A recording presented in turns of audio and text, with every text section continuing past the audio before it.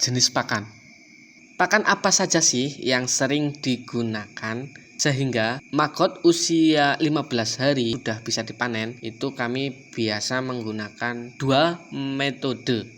Assalamualaikum warahmatullahi wabarakatuh. Selamat pagi, selamat siang, selamat sore, selamat malam teman-teman budidaya maggot BSF Mandiri dimanapun Anda berada. Oke, di kesempatan video kali ini di kandang Elva Farm kita akan membahas tentang pokok daripada permasalahan yang sering ditanyakan oleh teman-teman baik di kolom komentar atau di WhatsApp kami.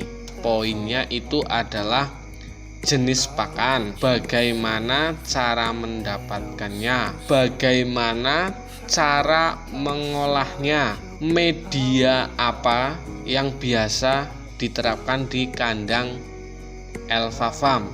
Studi kasus yang pertama adalah jenis pakan. Pakan apa saja sih yang sering digunakan di kandang Elva Farm sehingga maggot usia 15 hari, 16 hari itu sudah bisa dipanen? Itu kami biasa menggunakan dua metode. Satu adalah media basah, yang kedua adalah media kering. Media basah itu kami biasanya menggunakan kotoran hewan. Karena di kandang Elva Farm itu mata rantainya sudah terbangun, alhamdulillah.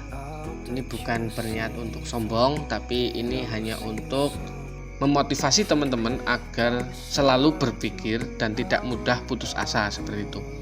Media basah itu kita menggunakan kotoran hewan, kotoran ayam petelur teman-teman. Jadi ini di bagian atas ini adalah kandang ayam petelur. Jumlahnya itu belum terlalu banyak karena ini masih tergolong baru. Ini ada sekitar 300 sampai 400 ekor ya teman-teman. Ini nanti kohe ayamnya itu jatuh ke bawah. Ini biasanya becek teman-teman. Ini biasa kami sebut media basah. Mungkin di kandang teman-teman yang lain media basah itu bisa dicampur dengan air dan sebagainya.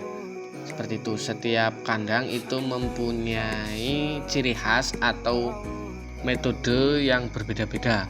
Media kering ini itu juga terbagi menjadi dua metode lagi.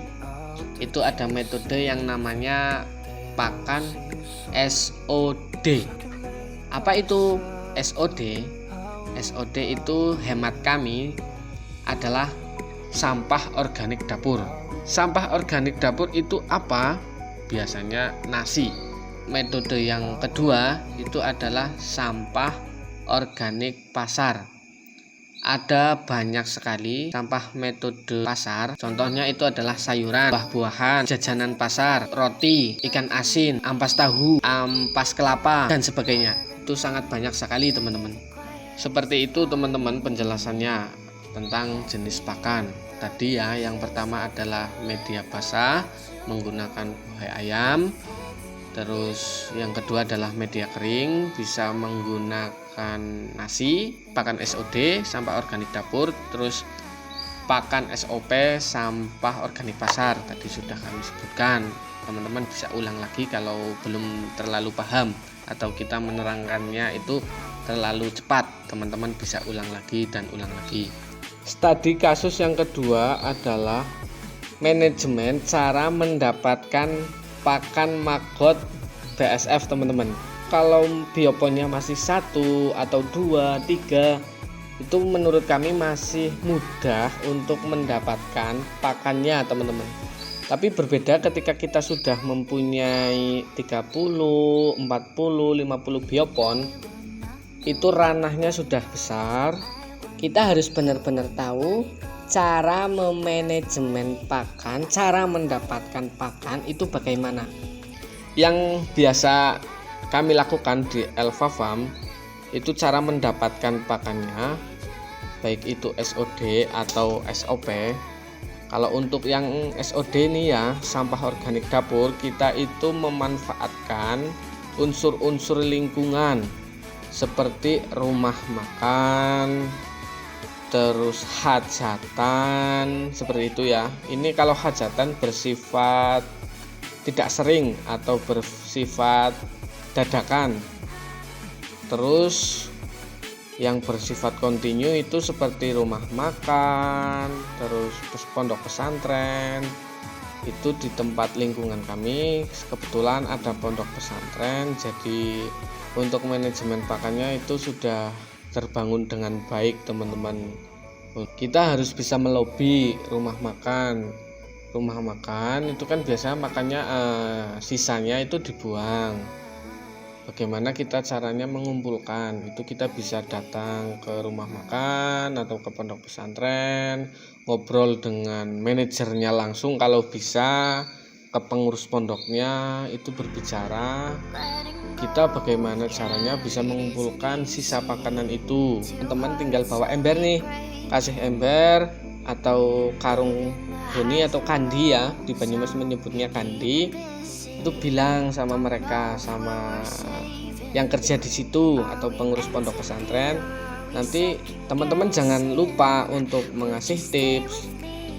Jangan jadikan mereka hanya pembantu kita saja, tapi kita harus bisa membahagiakan mereka juga. Kita kasih tips, katakanlah per karung atau per ember berapa, seperti itu, biar mereka itu semangat untuk ngumpulin, seperti itu. Kita juga jadi lebih mudah, seperti itu kan. Teman-teman bisa datang langsung ke pasar, bisa menghubungi penjual atau pengepul itu juga teman-teman, biar mereka itu membantu kita dalam proses mengumpulkan pakan-pakan itu sendiri, seperti sayuran, buah-buahan, jajanan pasar. Jajanan pasar ini meliputi seperti ini ya teman-teman, kulit lumpia ya, nugget, bakso, jajanan pasar itulah ada banyak. Terus roti juga teman-teman bisa dapatkan, atau teman-teman bisa menghubungi pabrik roti langsung. Bagaimana kita berpikir kreatif dalam manajemen pakan, mencari pakan agar kebutuhan magot ini terpenuhi ya teman-teman. Terus ada ikan asin, terus ada ampas tahu teman-teman. Ampas tahu ini biasanya kalau di Banyumas satu ember, satu kali masakan itu harganya 5.000. Biasanya produsen tahu sudah ada yang booking teman-teman. Nah, strateginya ini bagaimana? Kalau misalkan dalam satu hari itu produsen ampas tahu bisa membuat 5 kali masakan dan sudah overload atau sudah penuh, sudah dipesan orang semua, teman-teman bilang bolehlah sekali-kali nyempil satu ember, satu kali masakan, seperti itu. Nanti sering nyempil, siapa tahu kan orang namanya usaha ya, bukannya kita mendoakan, itu ada pasang surutnya. Siapa tahu orang yang biasa ambil di tempat produsen tahu itu dia berhenti atau ganti usaha lain, kan teman-teman bisa continue nih sama orang yang buat ampas tahu, seperti itu. Untuk manajemen pencarian pakan magot PSF. Tadi kasus yang ketiga adalah kita harus bisa mengolah pakan yang sudah didapatkan tadi teman-teman. Kebanyakan teman-teman itu biasanya kita mencari pakan magot untuk hari ini dan diberikan pada hari itu juga. Ini menurut kami, hemat kami berpikir ini nanti akan menyita waktu, menyita tenaga. Kalau kita boleh berbagi, ini metode yang kami gunakan di kandang Elva Farm adalah sistem menabung pakan. Jadi kita setiap hari itu mencari pakan dan dikumpulkan, nanti kita fermentasi teman-teman. Teman-teman kalau pengen lihat bagaimana caranya untuk fermentasi pakan magot, bisa lihat di kolom atas pojok video ini. Linknya akan muncul, teman-teman bisa klik link itu, bisa pelajari, atau teman-teman bisa lihat kolom deskripsi di video ini. itu ada linknya teman-teman. Untuk metode manajemen pengolahan pakan ini, hemat kami berpikir memang kita harus menabung pakan, terus kita fermentasi. Fungsinya untuk apa? Jadi ketika karyawan kita atau kita sedang ada hajatan keluar atau sedang ada kepentingan, karyawan kita ada yang libur, itu kita sudah mempunyai tabungan pakan. Kita tinggal memberikan saja teman-teman. Jadi dalam beberapa hari sekali, dalam 1 minggu itu kita bisa fermentasi pakan teman-teman. Nanti ditaruh di dalam tabung, di dalam ember yang besar, itu untuk fermentasi ya teman-teman.